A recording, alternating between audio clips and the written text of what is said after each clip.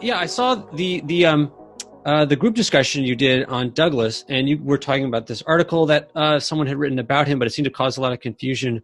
Oliver Hadorn, yeah. Yeah, someone linked me a while ago that essay of his, Money in the Price System, and I thought it was just a nice run through of his views. And what I thought was interesting about it really were a lot of the similarities between it and your view. Basically, this was a guy in the 1930s writing around the time that people were now actually starting to take a more Keynesian view in trying to fix the Great Depression. And he's saying right there, no, the problem is people don't have money.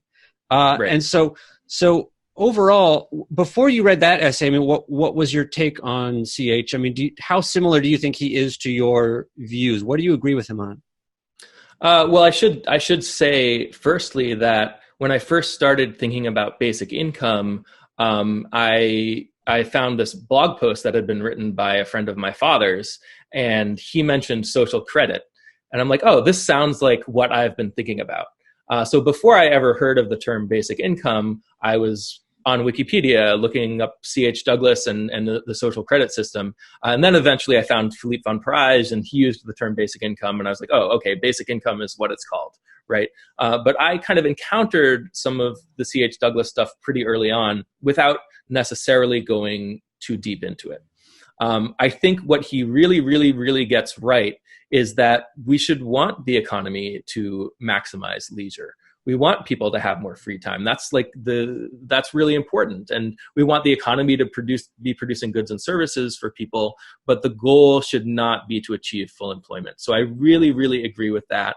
I agree with him. Obviously, he wanted what he called a national dividend. It was essentially a basic income that was calibrated to the level that the economy could handle. What he saw was that the amount of private sector debt was growing and growing and growing in order to fund consumer spending. And he was like, well, instead of that, what we can do is fund consumer spending directly by the government and then shrink down all that debt creation in the private financial sector. So that's also very, very much in line with how I think about it. And in terms of how he thought of money and what its role was, people talk about money being a medium of exchange, and it is.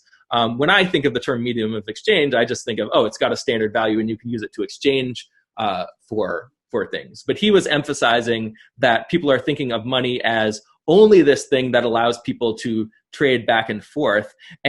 But it's also, and its purpose is shifting more and more as production becomes more specialized and centralized into a token that you can use to exchange for goods and services from the economy. So he imagined it like instead of a medium of exchange, money is transitioning into more of a ticketing system where you get these tickets and you can use them to claim goods and services. And I think that's the right way to think about money too. So he's getting a lot of things right.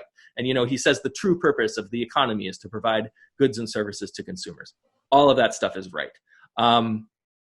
Then in terms of thinking about how the financial sector works and how inflation works, I don't know that he had a solid theory of inflation. And he talks about kind of this, he's worried that his basic income system will cause inflation, and he wants to pay businesses to charge lower prices, which can create lots of incentive problems and isn't really going to work.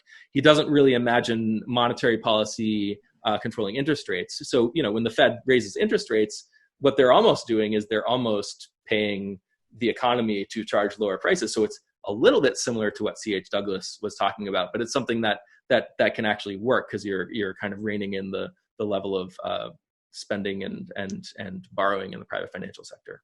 This is something I'd like to learn more about, because I know it's said today that already states pretty aggressively use subsidies as a way to change the market, to change prices. Do you have a fundamental problem with that, or is it particularly okay? So you don't have a problem with subsidies, but you have a problem with the way that C.H. Douglas came up with framing his price system. So it's one thing to subsidize a particular good or a particular activity. It's another thing to say, we are going to subsidize the whole economy. That doesn't make sense anymore.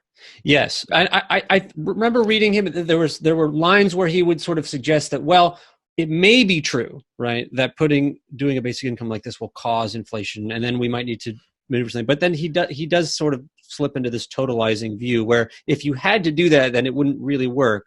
But it probably is true that if we are implementing a basic income and there's particular resources that a production of which this is affecting in a way we don't like, that subsidizing and taxing would be a perfectly legitimate way to manage that. Yeah, I would say you would tax the resources you want to conserve and maybe subsidize the resources that you want people to use more of, that kind of thing. Yeah. And so is this price system, you think, what I'm interested in your take on is if we go back to the social credit movement in the 1930s, obviously this guy was kind of called a crank. And do you think that it was his views on the price system and inflation that got him that label? Or was it the stuff he was saying, the true stuff about how money is created and distributing a dividend to people? So I think it was all of it. I think if you're saying something really controversial, or if you're saying a bunch of controversial things and then a couple of them are obviously patently absurd, then people will just apply that to everything and not try to understand and pay attention to whatever else you're saying. Yeah. And that's not to say that, like there weren't people who paid attention to him. A lot of people paid attention to him, and he started whole political movements and that kind of stuff. Yeah. And even economists like Keynes mentioned him in, the general theory, saying like, oh, this is, a guy who's saying some interesting things, that kind of thing. But in general, yeah, I mean, like he was in a very difficult position because it's hard to tell that the stuff that he's right about, he's actually right about. One of the biggest things he noticed was that in order for the economy to function properly, it has to be the case that businesses are receiving more income than they're paying out in wages. So aggregating that across the economy, it must be the case that people's wages are not enough to buy the product of the economy. But then the way he kind of explained that is a little wishy-washy in terms of like time delays and stuff like that. But I think that insight is right. I think one thing he didn't in regards to the inflation thing, one thing he didn't realize was that if you're calibrating the basic income or the national dividend to the optimal level, like reducing all of the extra debt in the private financial sector, then almost by definition you're not having inflation. So there isn't an inflation issue to worry about. But I don't think he had a solid theory of how that stuff worked. Yeah, to be fair, a lot of his critics also did not have a solid theory of inflation at that time. Correct. Yeah. He may not have been, the most rigorous economist, but he was kind of an economic moral philosopher. And what I just appreciate most about his view there is just simply trying to reorient the discussion away from labor and the growth of systems and saying that these systems exist for people, right? Not the other way around. And he was very concerned about this idea that these systems we have built, this large economic machine would sort of master us, right? And it would take over the direction of society. And he framed it in terms of this overproduction, excessive production that had kind of gone out of control. I mean, how do you feel about that? Do you, because this is something I have conflicted feelings about, because it's like, it's true that there's a lot of wasteful production that we have today. There's probably also not enough production of things that we want. Do you think, like, if we were to put in a dividend system like this, a basic income, do you see the overall level of output continuing to increase at the same rate? Does it slow? Is there a world in which this actually, like the degrowth people talk about, it actually kind of tapering off, and yet we're ensuring distribution? How do you look at that problem? Well, first I want to say that output and resource use are not the same thing. Right. So we can have output that's growing and resource use that's shrinking. And, both of those things are good. I think, a certain level of output does require a certain amount of resource use. So in the name of, with the goal of conserving resources, we may want to keep output below what its maximum potential is. And that's fine. You can calibrate the basic income below the full amount the economy can sustain now, as a way of ensuring that we have more resources for the future. We don't cause too many emissions, too much pollution, that kind of stuff. And then you could, you wouldn't, like, if we kind of imagine that happening now, we might imagine that the Fed would, lower interest rates to start to overstimulate things again. But if we have in mind that, people have what they need, you could have the Fed keep its tight monetary policy without overstimulating the financial market and have a lower basic income at the same time. We just have to shift how we think about it, because right now we're thinking, oh no, people aren't benefiting enough from the economy, therefore we need to do everything. And once we have a basic income and there's a certain level of consumption that people are going to be able to have no matter what, we don't have to be in that panic mode about the economy anymore. If we wanted to aggressively, change the ways that we produce energy, the way that we produce resources in a way that's more ecologically sustainable, then, you're still going to want a basic income to ensure what we are producing gets distributed to people. Yeah, and having a basic income ensures that we are using resources more efficiently, right? That we're not keeping people employed and using resources just for the sake of it anymore. Right. So basic income can be a big part of having production while not having too much resource use. But there are things we need to do to, do better for the environment that are kind of outside of the scope of this as well. Like, obviously we'd be so much better off if we switched entirely to nuclear power, but we're not doing that for, political reasons, that kind of thing. Going back to the social credit movement, I mean, I think overall what interested me in it when I started learning about it, and what I think is maybe the kind of the most sobering aspect of it, is this idea that this occurred in the 1930s, right before the whole world sort of exploded into war production, ultimately leading to World War II. Yeah. Douglas pointed out that he didn't think it was sensible to blame the war producer more than the war laborer. Both parties are producing producing weapons and bombs, but to him, this was all secondary. This all came from this unnecessary production that people were kind of being forced into because they lacked the means to consume the goods that were available. And I'm interested to find out, if we have a basic income and if more countries institute that, what is the relationship between that and war spending, war production? Is it possible that if you distributed what the economy was capable of producing for people, that you would in fact solve some of the underlying social economic causes of war? Yeah, I think you would. I think you'd have fewer wars. We can think of war as a large jobs program in a way. And it's producing in order to consume is kind of like one way to think about make work jobs. Is you have to get people to contribute their labor in order to pay them so that they can buy stuff. Right. If you don't have to have producing, or it's not even producing necessarily, it's resource use use in order to consume, then you can have a lot more efficient use of resources. And that includes less war.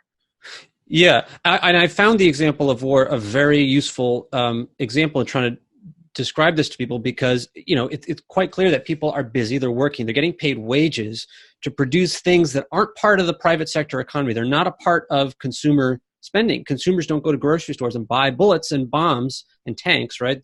That stuff goes out into the ether and it explodes in the territory of some other nation somewhere. And it's clear that the only reason, though, that those people are able to value those wages is because they can use those wages to buy goods in the private sector. So it's a clear example of how we're using fiscal policy essentially to sort of skim off the top of the market sector, and it's being used in this other way.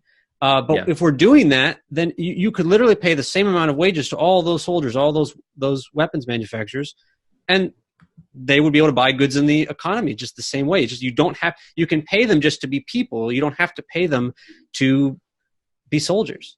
Yeah, that's right. It is poverty and economic insecurity which submits human nature to the greatest strain. To know, therefore, whether war is inevitable, we have to know whether, firstly, there is enough real wealth available to keep the whole population in comfort without the whole of the population being employed, and secondly, if this is so, what it is that prevents this wealth from being distributed.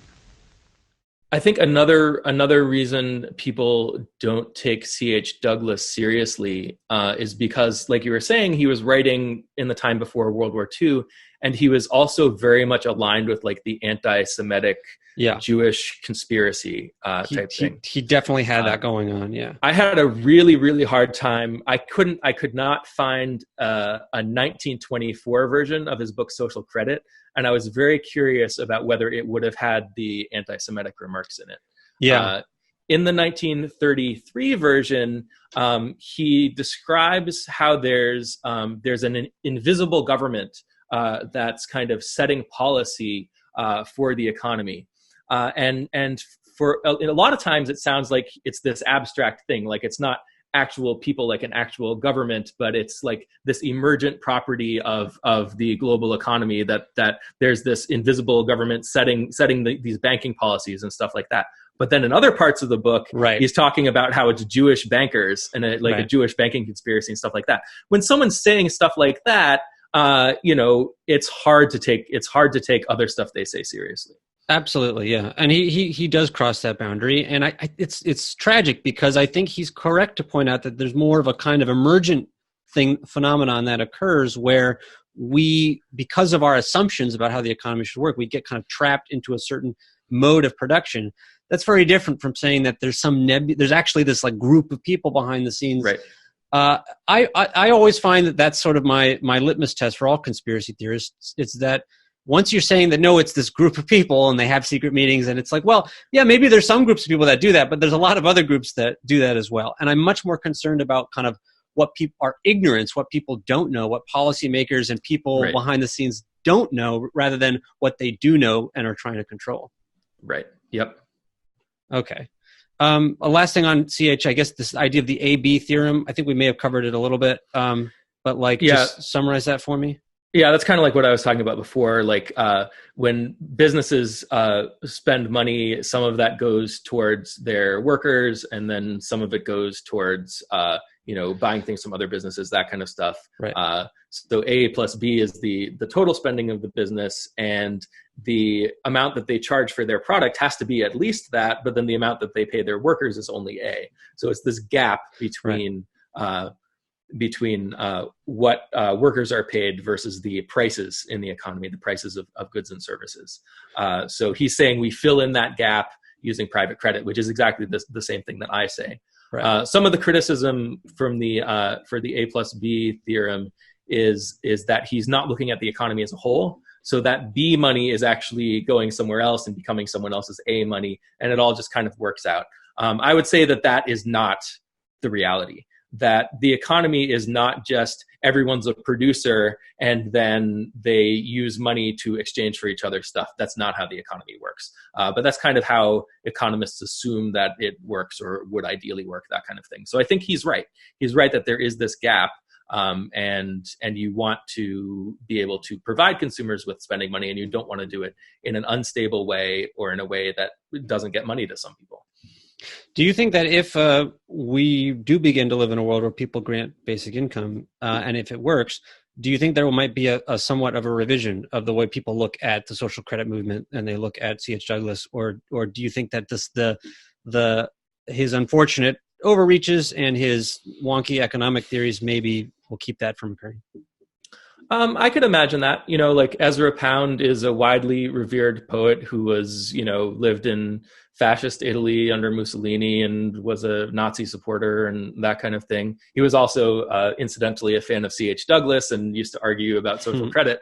But, I could imagine C.H. Douglas kind of eventually going down in history in kind of that way where you recognize his important contributions, but also understand the flaws. Yeah, gotcha. I think maybe the problem is we haven't had enough people really sort of take that that view. And we need more people thinking about where money comes from and what the economy is for. That's the important bit. What is money? Where does it come from? And then what should we be doing with it? There's a surprising lack of interest in these questions. Yeah.